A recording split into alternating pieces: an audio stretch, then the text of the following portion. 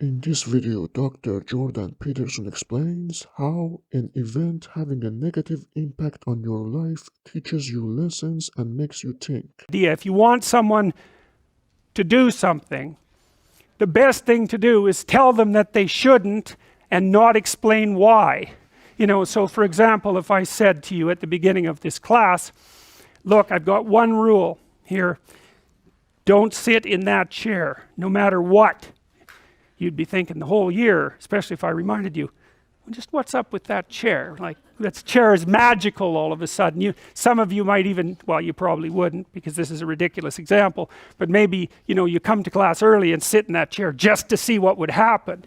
And people are very curious, and that's exactly what we're like. And that's a very old story too, right? It's like opening Pandora's box. Don't open that box, you'll be sorry. It's like, all the horrors of the world fly out. And believe me, you will open Pandora's box many times in your life because, with your family or maybe your mate or maybe your children, you'll have this idea that they have a box with things in it that you want to know about, and you'll say, well, I'm kind of curious about this particular event, so why don't you tell me about it? And they say, well, no, we probably really shouldn't open that box, and you keep bugging them, and then they open it, and then all sorts of things fly out that you didn't expect, and then maybe you think, hey, it would have been better if I would have just left that damn box closed. And you can do the same thing to yourself, believe me.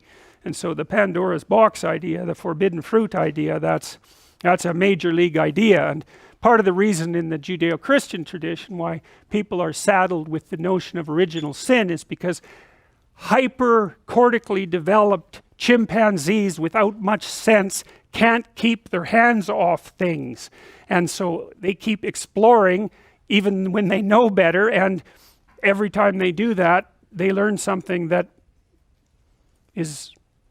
destroys the paradise that they currently inhabit.